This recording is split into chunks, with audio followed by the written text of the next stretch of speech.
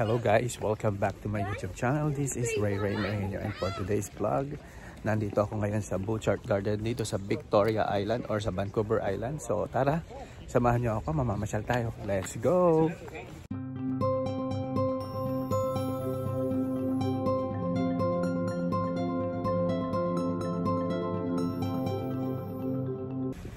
Sobrang laki ng parking dito guys, kasi ang Butchart Garden is actually isa sa pinakamalaking garden dito sa British Columbia. So, pakita ko sa inyo. Let's go!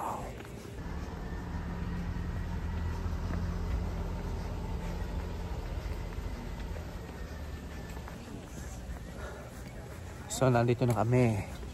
Nag-enter na kami dito sa pinaka-garden ng Butchart Garden. Ang daming tao. Actually, hindi pa puno yung parking, pero madami ng tao.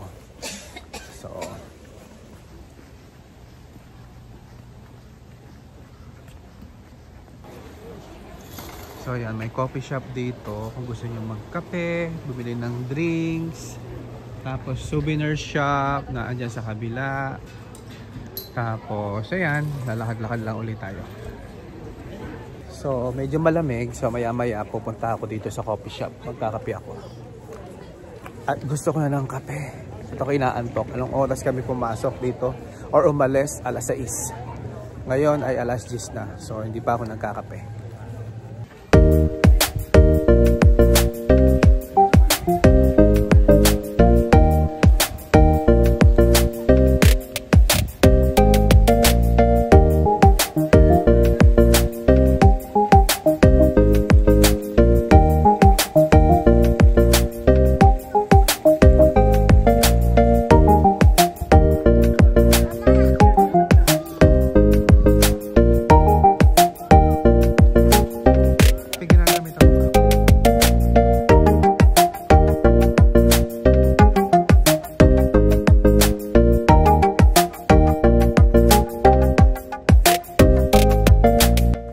Nandito naman ako ngayon sa Japanese garden.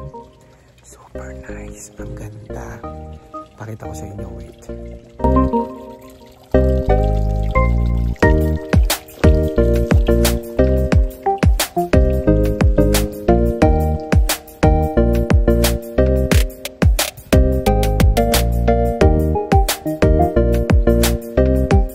So guys, papunta kami ngayon sa Rose Carousel. Ewan ko lang kung may bayad dito, pero kung may bayad, hindi na siguro kami sasakay. Titingnan ko lang, papakita ko sa inyo.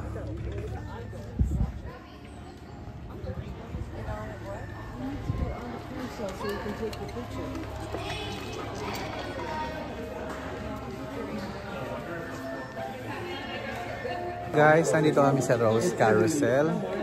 Nandiyan sa likod ko. Ang ticket sales is actually like $2. So, sasakay ako. So, balik kami sa pagkabata, guys. Kasama ko si Roda. Hi. Friend ko from Dubai. Tapos lumipat sila dito sa Canada.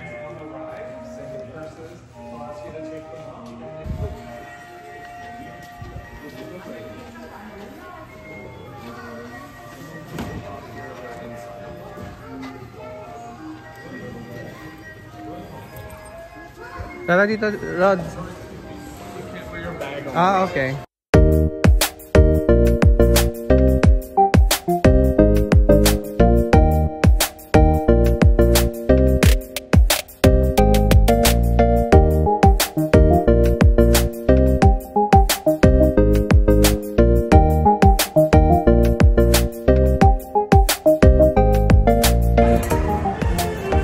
Ala, bumibilis.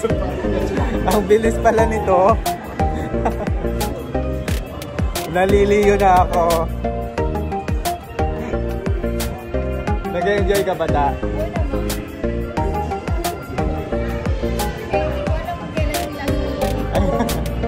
Ako first time ko.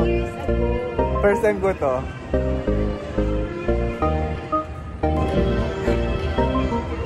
Bumalik sa pagkabata. Tapos kami sa Rose Carousel. Ngayon, gala ulit kami sa labas. Let's go! Nakita ko siya dito.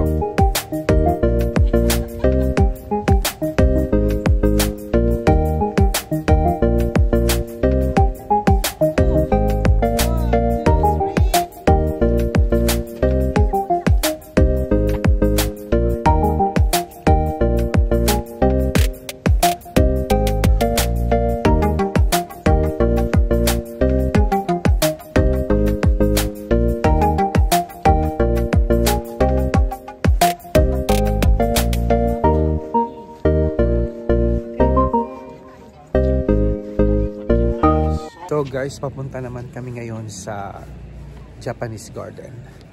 So, feeling ko maganda doon. Actually, lahat ng sulok dito sa Butchart Garden, it's actually pretty nice. Maganda, very organized, saka malinis. So, yung $35 na entrance fee mo dito, it's actually worth it naman. So, yeah, let's go!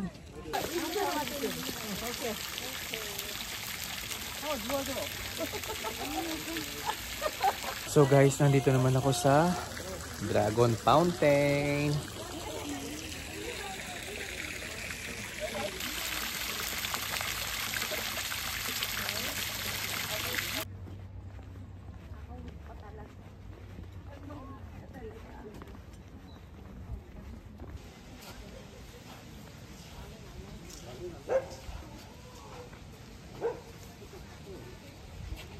Lapit na kami sa Japanese Garden.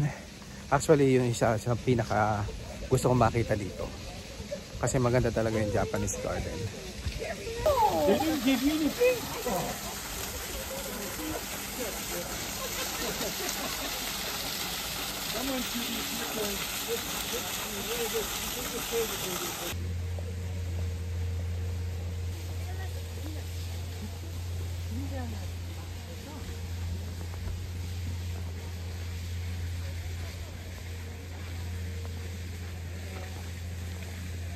So guys, nandito na ako sa Japanese Garden.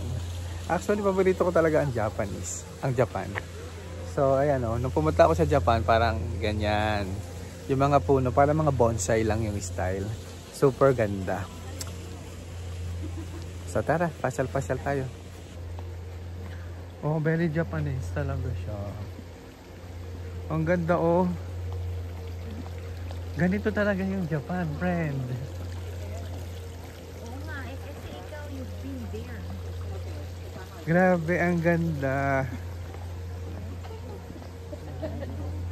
Guys, nag-enjoy ako dito sa Japanese Garden. Super ganda. Ang ganda. Napakaganda. As in, super ganda. Ang daming ganda. Diba? Pakita ko ulit sa inyo. Na-amaze ako, promise.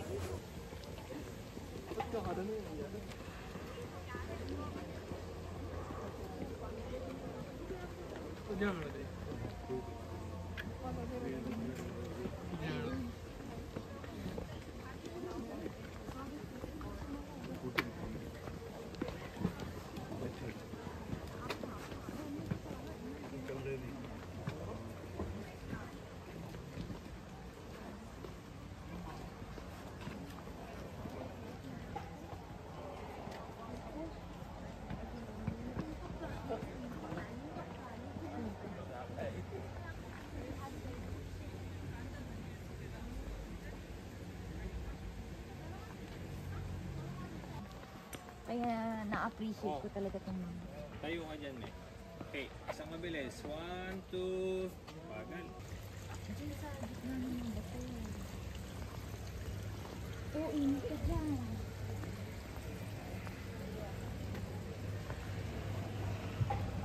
So guys, tumatawid ako dito sa Bridge of Stone. Pinangalanan ko na tong Bridge of Stone. Super ganda. Dada, baka malaglag ka. Hindi. Ang ganda, no? Careful ako. Wow. Ang ganda yo. Napakaganda dito sa Japanese Garden. Na-enjoy ko siya so much. 'Di ba? Ang ganda talaga. As in, worth it talaga yung $35 na entrance fee dahil pinaghirapan naman talagang i-maintain tong lugar. Tingnan nyo naman kung gaano kaganda. Wala kang i-complain. 'Di ba?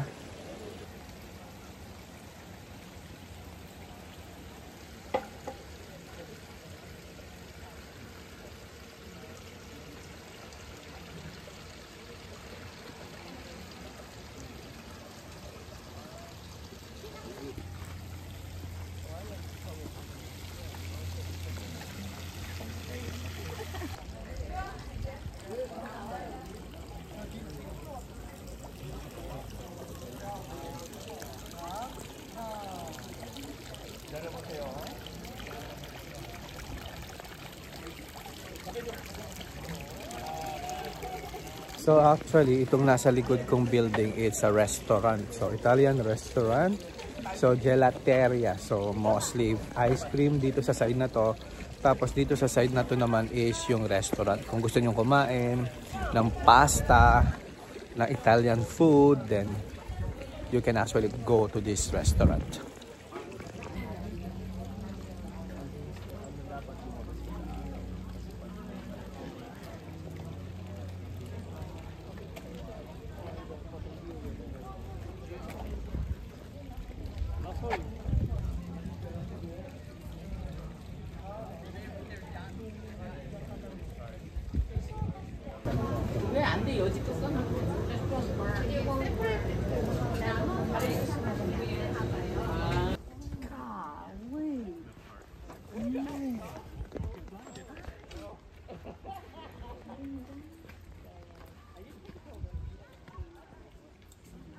Bababa pa ba tayo?